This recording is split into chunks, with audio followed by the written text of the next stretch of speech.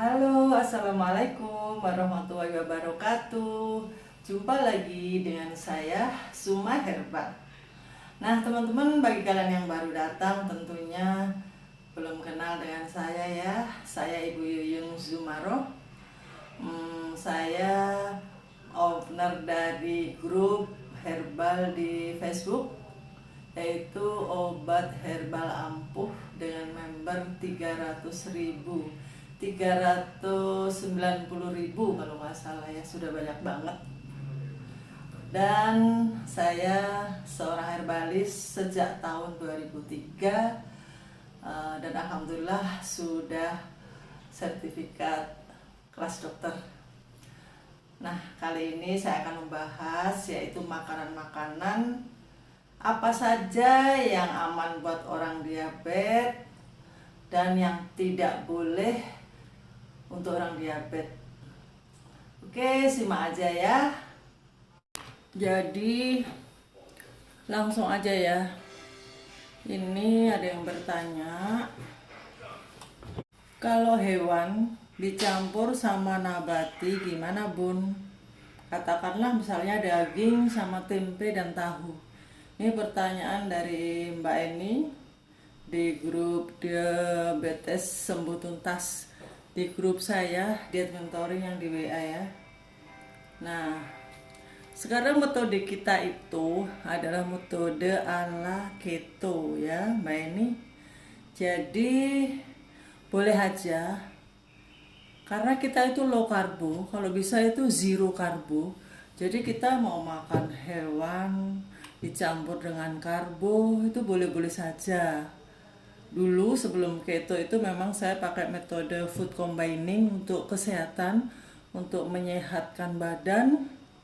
Tapi itu untuk orang diabetes kurang cocok karena masih makan karbo-karbo.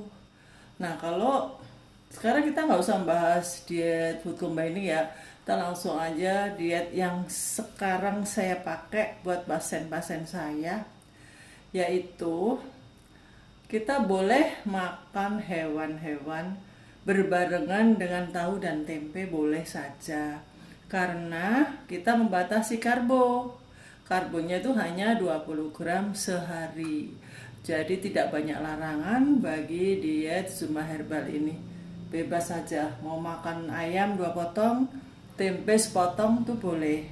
Tapi kalau dulu saya pakai metode lain, itu kalau makan ayam barengannya tuh harus sayur ya. Itu memang lebih bagus lagi, untuk pencernaan tuh lebih ringan gitu ya.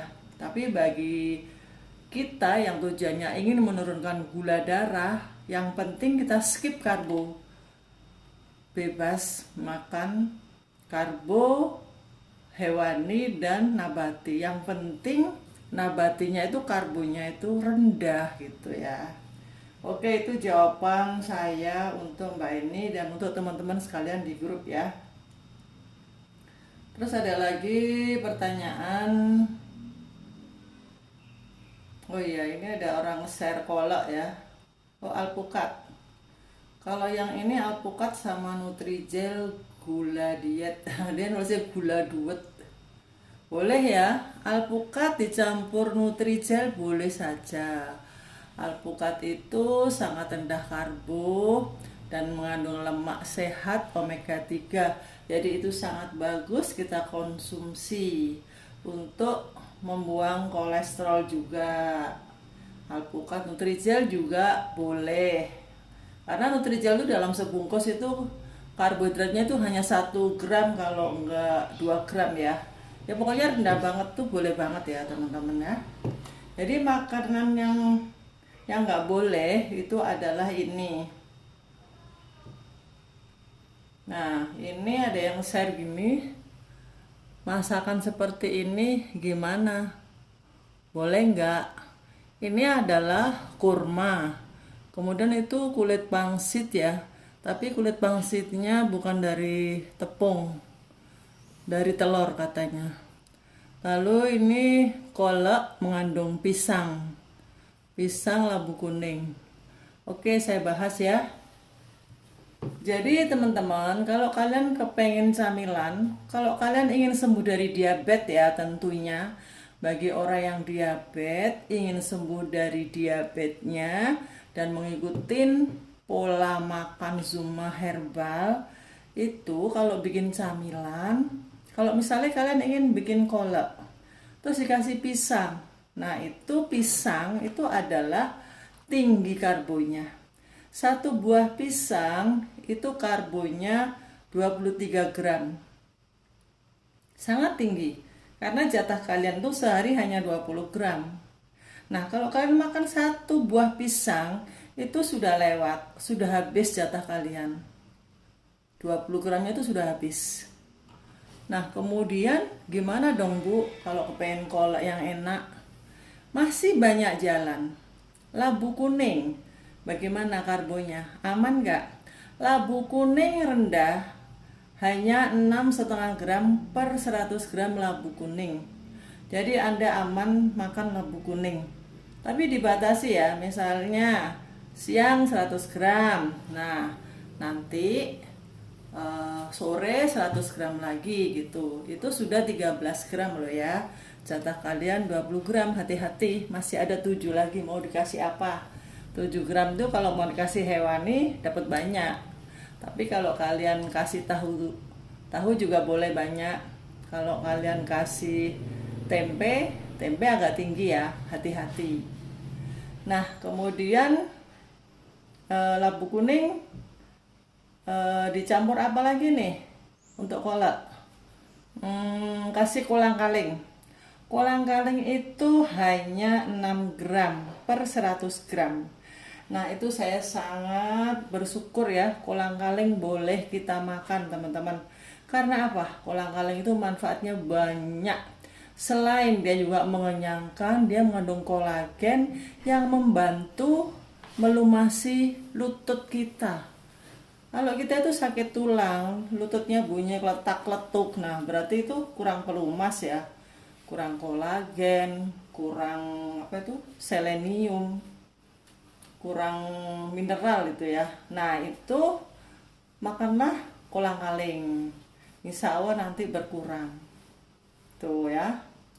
Kemudian apalagi tuh kalau mau bikin kolak yang enak, boleh santan, boleh. Kasih santan boleh ya, karena kita tuh dietnya tinggi lemak, medium protein dan skip karbo.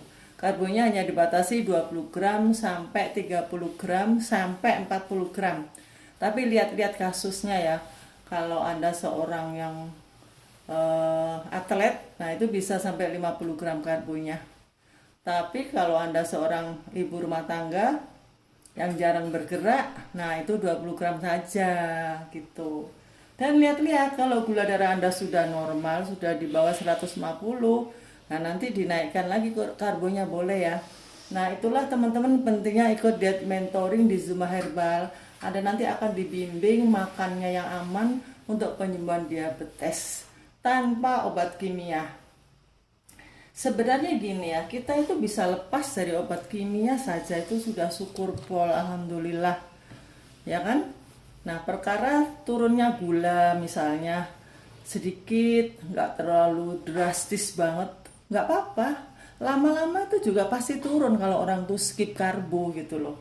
Jadi kalian nggak usah galau. Misalnya gini nih, si A dalam 1 minggu gulanya hanya turun 100.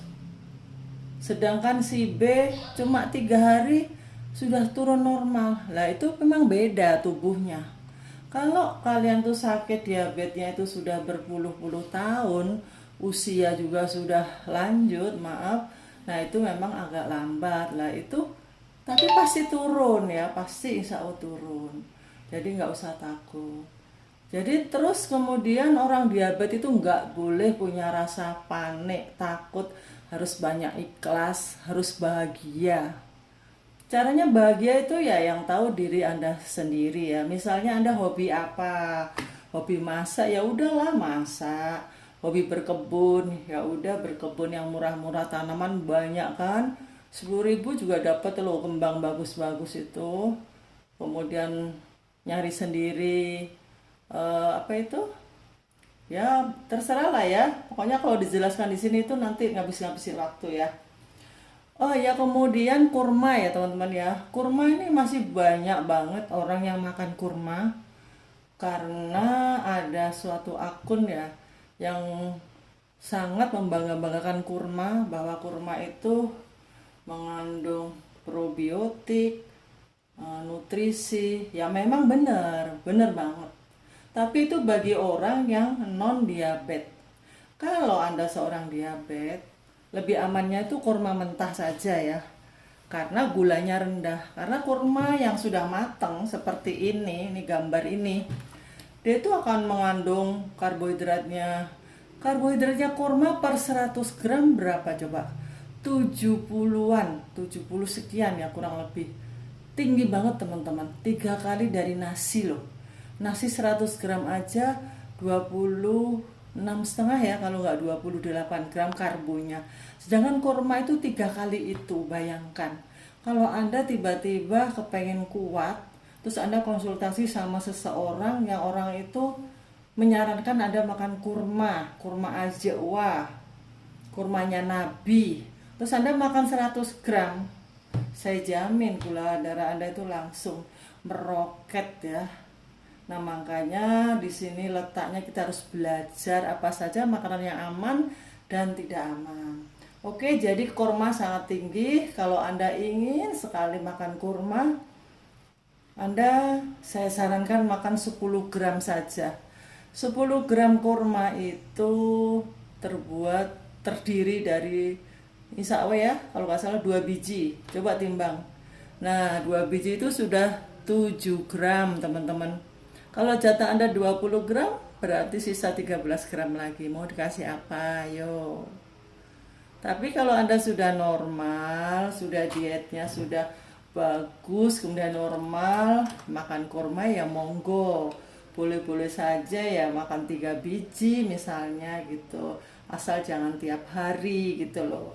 Jadi gampang kok, nggak susah ya teman-teman ya. Kemudian ada lagi yang bertanya kacang edamame ya. Kacang edamame boleh nggak Bu? Boleh. Sama dengan kacang tanah. Bolehnya nih segegem. Segegem nih kira-kira 70 gram ya. Kalau kacang almond lebih rendah lagi karbonya. Kacang almond boleh 2 gegem. Kemudian ada yang bertanya kentang nih, baca nih teman-teman nih. Kentang dan tepung panir bolehkah dikonsumsi, Bu? Kentang karbonya sama dengan nasi ya, Pak ya. Per 100 gram kentang dia mengandung 23 gram karbohidrat. Lebih rendah sedikit daripada nasi. Nah, saya sarankan nggak usah, kentang juga nggak enak kok, buat apa sih, ya kan? Mending keju enak, terus karbonya rendah. Tapi nggak semua keju ya teman-teman ya. Keju yang rendah itu ada ya, nanti saya jelaskan lagi ya di lain waktu. Tepung panir itu terbuat dari roti, remahan roti ya teman-teman ya. Ini yang nanya ini bapak-bapak ya kalau nggak salah. Nah, tepung panir itu sama dengan roti. Roti itu terbuat dari tepung terigu. Tepung terigu itu per 100 gramnya 79, sekitar 70-80 per 100 gramnya. Karbohidratnya itu sekitar 70-80. Jadi tinggi banget. 3 kali dari nasi ya. Jadi sebaiknya gimana dong kalau saya itu kepingin banget tepung panir. Nah, kalau kepingin banget tepung panir, Anda boleh makan 5 gram aja. 5 gram itu 1 sendok makan ya, kan dia ringan ya. Nah, 5 gram itu masih aman ya. Misalnya Anda bikin makanan terus dicelup ke tepung panir. Kalau untuk 3 potong risol dicelup ke tepung panir itu paling 1 sendok makan ya. Lah itu boleh. 3 aja ya. 3 potong. 3 potong risol itu mengandung 5 gram tepung panir. Nah, tapi kulitnya risol bagaimana, Bu? Nah, itu dia. Kita bahas lagi di lain waktu ya. Karena kulitnya itu pasti dari tepung terigu kan. Nah, saya punya resepnya.